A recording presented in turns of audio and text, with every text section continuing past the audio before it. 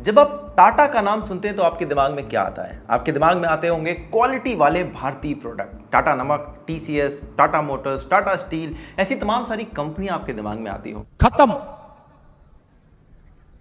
Bye bye tata, good bye, गया। होंगी, मगर एक कंपनी जो आपके दिमाग में नहीं आती होगी वो है टाटा एयरलाइंस, क्योंकि जब ये एयरलाइन शुरू हुई थी तब शायद आप में से कोई पैदा भी नहीं हुआ था। टाटा एक ऐसी भारतीय कंपनी है जिसने न सिर्फ भारत में बल्कि भारत के बाहर भी अपनी क्वालिटी का लोहा मनवाया। और ऐसे में जब इन्होंने एयरलाइन शुरू करी तो वो एयरलाइन भी अपनी गुणवत्ता के मामले में एकदम टॉप क्लास थी। मगर फिर कुछ हुआ और इसे नेशनलाइज कर दिया गया। इससे बनाई गई एयर इंडिया, जिसने लंबे समय तक लॉसेस देखे, और अब सरकार इसे वापस टाटा सन्स को देने जा रही है। तो आखिर इस एयरलाइन की पूरी कहानी क्या है? ये कैसे शुरू हुई, कैसे नेशनलाइज हुई, कैसे इसने लॉसेस देखे और अब कैसे ये वापस टाटा के पास पहुंच रही है, इसकी पूरी कहानी आपको इस वीडियो में सुनने को मिलेगी।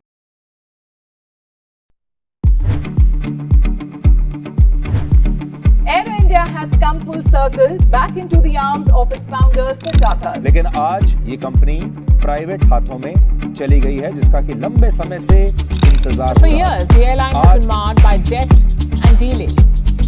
Delays in landing, delays in cabin upgrades. December, the transfer of ownership will be complete.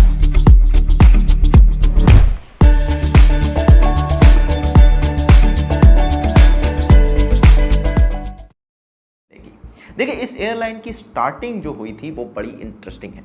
JRD Tata 15 साल की उम्र से इन्हें एयरक्राफ्ट में और फ्लाइंग में बड़ा इंटरेस्ट था। 24 साल की उम्र में इन्होंने एयरक्राफ्ट फ्लाइंग का पायलट के लाइसेंस ले लिया। अच्छा, ये लाइसेंस भी इन्होंने एकदम डिस्टिंक्शन से पास करा था, और ऐसा करने वाले वो उस समय पहले भारतीय बने थे। और इसके बाद इन्होंने अपनी एयरलाइन शुरुआत करने के सपने को पूरा करा। अभी जैसे आप क्या SMS और WhatsApp तुरंत यूं भेज देते हैं ना, उस टाइम पे ऐसा नहीं था। तो इनकी एयरलाइन भी लोगों को ले जाने के लिए नहीं बल्कि संदेशों को ले जाने के लिए बनाई गई थी। मेलिंग कैरियर इसे कहा जाता है। मेल्स एक जगह से दूसरी जगह ये ले जाते थे। और चूंकि उस समय भारत पाकिस्तान सब एक हुआ करता था, तो इनका जो रूट था वो लाहौर, बॉम्बे और मद्रास, इसके बीच में इन्होंने रूट चुना। 2 लाख के आसपास का इसका इन्वेस्टमेंट लगा था, और इन्होंने 2 प्लेन, 3 पायलट और 3 क्रू के साथ में इस पूरी की पूरी चीज़ को अंजाम दिया था। अच्छा, उस टाइम जब ये एयरलाइन शुरू हुई 1930, 33 और 34 के बीच में, तो जो सिविल एविएशन का यहाँ पर डिपार्टमेंट होता है, उन्होंने ये कहा था कि भाई ये अकेली ऐसी एयरलाइन बन चुकी है, क्योंकि उस समय विदेशी एयरलाइन भी ऐसे चला करती थी जिसने 100% पंक्चुअलिटी के साथ काम करा है, और इनकी क्वालिटी का और इनके ऑपरेशन का लोहा उस समय भी लोगों ने मानना शुरू कर दिया। ध्यान रखिए, उस समय भारत आज़ाद नहीं हुआ था। ब्रिटिशर्स की एयरलाइन चला करती थी, दुनिया भर में उनके पास अकूत संपत्ति थी, बहुत सारा पैसा था, मगर फिर भी टाटा ने उस समय अपने क्वालिटी का लोहा मनवा दिया था। इसके बाद उस समय टाटा ने सरकार से कहा कि आप हमें थोड़ी सब्सिडी दीजिए, क्योंकि इस तरह की सब्सिडी सारे प्राइवेट करियर्स को बाकी सरकारें देती हैं। सरकार ने इस बात से देने से मना कर दिया। इसके बाद टाटा ने नया प्रपोजल बनाया। उन्होंने कहा कि देखिए, हम आपसे एकदम मिनिमम सब्सिडी की डिमांड कर रहे हैं, और ये सब्सिडी बहुत आम बात है बाकी पार्ट्स ऑफ द वर्ल्ड में। इसको भी सरकार ने मना कर दिया। मगर टाटा कहाँ रुकने वाले थे? उन्होंने अपने पैसे और लगाए और इस एयरलाइन को प्रॉफिटेबल बना दिया, और अपने प्रॉफिट को कई गुना उस समय इन्होंने इंक्रीज भी करा इसे ऑपरेट करते हुए। और 1936 में इन्होंने इंग्लैंड से और पायलट्स बुलाए, ट्रेनिंग दिलवाई, और इस एयरलाइन में बड़े बड़े एयरक्राफ्ट भी शामिल करके इसको और एक्सपैंड करना शुरू कर दिया। अच्छा, 1946 आते आते मेलिंग के साथ में इसमें पैसेंजर ट्रैवल भी शुरू हो गया था, और टाटा बात करते थे कि अब हम इस एयरलाइन को एक्सपैंड करेंगे, लंदन और बाकी यूरोपियन कंट्रीज में इसको लेकर जाएंगे। मगर फिर इसे नेशनलाइज कर दिया गया, और इसमें 49% जो स्टेक था वो सरकार ने ले लिया, 25% मिला टाटा को, और बाकी पब्लिक के बीच में शेयर्स की तरह डिस्ट्रीब्यूट कर दिया गया। 1948 में जो एक्सपेंशन की बात थी वो भी हुई। एयर इंडिया इंटरनेशनल शुरू करी गई, और उससे इंटरनेशनल मार्केट में इसका एक्सपेंशन हुआ। इस बात से JRD टाटा खुश नहीं थे, और इसके बाद कुछ समय बाद ही सरकार ने जो 2% स्टेक थे वो भी अपनी तरफ ले लिया, और 51% की कंट्रोलिंग मेजॉरिटी सरकार के पास चली गई।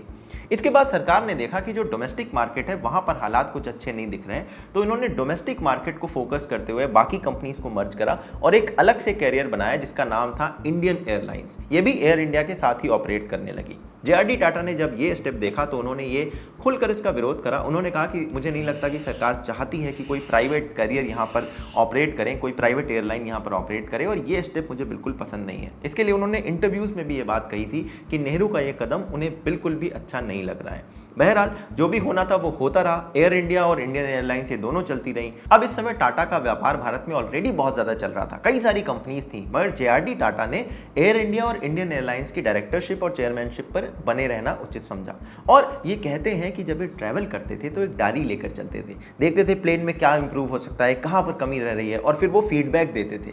और कहते हैं कि एक इनके पब्लिशर थे, उनको रात में कॉल करके कहते हैं कि यार वो जो ऐड चल रहा है ना उसमें यहाँ पर हम फॉन्ट थोड़ा ठीक कर सकते हैं। इतना कौन होगा आज के टाइम पर बिजनेसमैन जो अपने बिजनेसेस में इतनी छोटी छोटी बातों को ध्यान रखता हो। और यही छोटी छोटी बातें थी जिसकी वजह से एयर इंडिया और इंडियन एयरलाइंस की जो क्वालिटी ऑफ ऑपरेशन था वो एकदम टॉप लेवल का था। बताते हैं टाटा ये कहा करते थे कि जब पैसेंजर कोई प्लेन में बैठे तो उसे ऐसा लगना चाहिए कि ये प्लेन अभी अभी फैक्ट्री से चमचमाता हुआ निकल कर आया है, और उन्होंने वो चीज़ एकदम मेंटेन भी रखी। तभी ये महाराजा जो इनका मैस्कॉट था वो लॉन्च किया गया और महाराजा एयरलाइंस की तरह इन्हें दिखाया गया, और वाकई में वो लेविश एयरलाइन हुआ करती थी। सिंगापुर एयरलाइन जिनका आजकल बड़ा नाम चलता है, वो एयर इंडिया के साथ कोलैबोरेट करके ये देखना चाहते थे कि भाई ये लोग इतना बढ़िया ऑपरेशन कैसे कर रहे हैं, क्योंकि टाटा ने ये करके दिखाया था कि आप क्वालिटी भी दे सकते हैं, आप पंक्चुअलिटी भी रख सकते हैं, और फिर भी प्रॉफिट बना सकते हैं। ये चीज़ उस समय की एयरलाइंस के लिए मुश्किल हो रही थी, और ये चीज़ वो टाटा से सीखने आया करते थे। मगर 1978 में एयर इंडिया का एक प्लेन समंदर में गिर गया। एक्सीडेंट में 213 लोगों की मौत हुई। इसमें टाटा की डायरेक्टली कोई गलती नहीं थी, कहते हैं कि पायलट की एक गलती थी जिसकी वजह से ये एक्सीडेंट हुआ। मगर इस एक्सीडेंट के बाद टाटा को अपनी चेयरमैनशिप और डायरेक्टरशिप का पद छोड़ना पड़ा। इसके बाद जब इंदिरा गांधी की सरकार वापस आई तो 1980s में टाटा को वापस से इसके बोर्ड मेंबर की तरह शामिल किया गया। चेयरमैनशिप तो नहीं मगर बोर्ड मेंबर में वापस आए, और 1986 तक इन्होंने बोर्ड मेंबर्स की तरह अपनी सर्विसेज दी।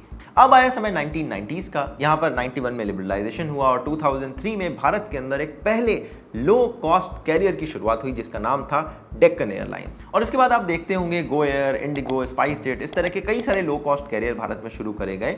और इन लो कॉस्ट कैरियर का जो मार्केट शेयर था वो 2003 से 2010 के बीच में 1% से बढ़कर 70% पहुंच गया, और एयर इंडिया लगातार लॉसेस में जा रही थी। बाद में ये डिसीजन लिया गया कि चूंकि लॉसेस इतने ज़्यादा हैं तो एयर इंडिया और इंडियन एयरलाइंस को मर्ज कर दिया जाए। तो जब इनको मर्ज कर दिया गया तो जो नंबर ऑफ प्लेन्स थे और जो नंबर ऑफ वर्कर्स थे वो इतने ज़्यादा हो गए कि इनके लॉसेस और ज़्यादा बढ़ते ही चले गए। 2011 में शायद ये मर्जर कंप्लीट हुआ था, और उसके बाद से इनके लॉसेस लगातार हर महीने जितना ये एयरलाइन ऑपरेट करती है उससे ज़्यादा ये घाटे में जाती है। तो जब ये घाटे में एयरलाइन जाने लगी तो लोगों ने कहा कि अब इसको बेचना उचित समझा जाए। तो अभी तक आपने कहानी में देखा कि एक एयरलाइन जो अच्छी खासी ऑपरेट हो रही थी, दुनिया उसका लोहा मानती थी, इसकी क्वालिटी एकदम टॉप लेवल पर थी, उसको नेशनलाइज किया गया और बाद में वो लगातार घाटे में जाने लगी। सरकार अब इसे बदलना चाहती है, वो वापस से इस एयरलाइन को टाटा में देना चाहती है।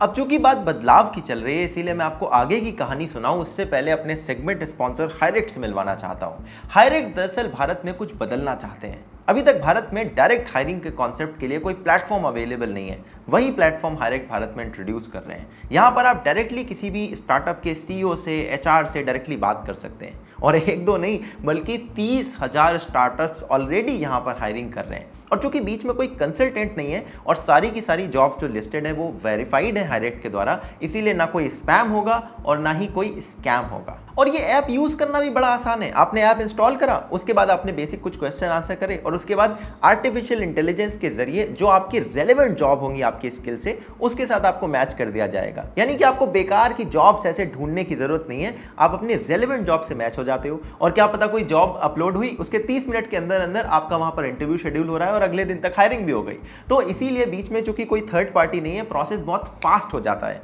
और उसके साथ साथ रिलायबल भी है। तो वेट किस बात का कर रहे हो, डिस्क्रिप्शन में लिंक है, अगर आप जॉब ढूंढ रहे हो तो इन्हें चेकआउट जरूर करना, हमारी तरफ से थोड़ा इन्हें प्यार दिखाना। और आप ये सब करो तब तक हम लौटते हैं अपनी वीडियो में वापस। अब बात करते हैं कि इस एयरलाइन को वापस बेचने की बात कैसे शुरू हुई। तो देखिए, साल 2001 था, वाजपेयी जी की सरकार थी और ये समझ में आ गया था कि देखो इसमें बहुत लॉसेस हो रहे हैं, इसे हमें निकालना ही पड़ेगा।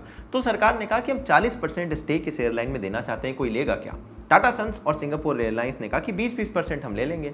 मगर इस पूरी की पूरी डील में जो बाकी कॉम्पिटिटर्स थे उन्होंने एटमॉस्फेयर ऐसा खराब करा कि ये डील हो नहीं पाई। बट उसके बाद साल 2018 आता है, लॉसेस बहुत ज़्यादा बढ़ चुके थे, 50,000 करोड़ हो चुके थे और नरेंद्र मोदी की सरकार थी। इन्होंने कहा कि चलो 76% स्टेक कोई ले ले, क्योंकि अब हम इस एयरलाइन को चला नहीं पा रहे, 24% हम इसमें रखते हैं। इसके लिए कोई आगे ही नहीं आया, कोई चाहता ही नहीं था इस एयरलाइन को हाथ लगाना, इतने ज़्यादा लॉसेस थे। और अब जाकर फाइनली इस डील में 100% स्टेक देने की बात चली, तब टाटा सन्स ने इस बिड को जीता है। और अब ये जो पूरा ब्रेकडाउन है वो आप इस चार्ट की मदद से अच्छे से समझ सकते हैं, जहां पर जो कुछ डेट है, कुछ लॉसेस हैं, वो सरकार अपने पास रखेगी, उसके लिए वो अलग से एंटिटी बनाएगी, गवर्नमेंट बैक्ड एंटिटी होगी, और फिर जो बाकी कुछ लॉसेस हैं वो टाटा ने अपने तरफ एब्जॉर्ब करे हैं। और प्लस टाटा ने कुछ पैसे भी दिए हैं, क्योंकि असेट्स वगैरह जो हैं उसके लिए कुछ पैसे भी सरकार को दिए हैं। तो इस तरह से पूरी डील ऑपरेट कर रही है। अब इस डील के साथ साथ टाटा के पास 4 एयरलाइंस हो जाएंगी। विस्तारा ऑलरेडी उनके पास है, उसके बाद एयर एशिया है, और फिर बाकी जो 2 एयरलाइंस, एयर इंडिया एक्सप्रेस और एयर इंडिया, अब उनके पास आएंगी। और उनकी फ्लीट भी काफ़ी बड़ी हो जाएगी, वर्कर्स भी काफ़ी ज़्यादा हो जाएंगे। तो इस तरह से अब ये डील पूरी की पूरी चलती है। कहते हैं अगले 5 साल तक टाटा को ये ब्रांड अपने पास रखना पड़ेगा, उसके बाद अगर इसे बेचना चाहते हैं तो किसी डोमेस्टिक ऑपरेटर को ही बेचना होगा। मगर ये काफ़ी इमोशनल मोमेंट है टाटा के लिए। एक ऐसी एयरलाइन जो उनके लिए एक लेगेसी मानी जाती थी, जिसको उन्होंने इतने नाजों से एक बच्चे की तरह पाल पोस कर बड़ा करा, प्रॉफिटेबल बनाया और दुनिया में उसकी क्वालिटी का लोहा भी मनवाया, फिर वो बच्चा उनसे छीन लिया गया। छीन कर उसे एक तरह से बिगाड़ दिया गया, काफ़ी डेट हो गया, काफ़ी लॉसेस हो गए, ऐसी हालत हो गई कि 2018 में कोई इसे छूना भी नहीं चाहता था।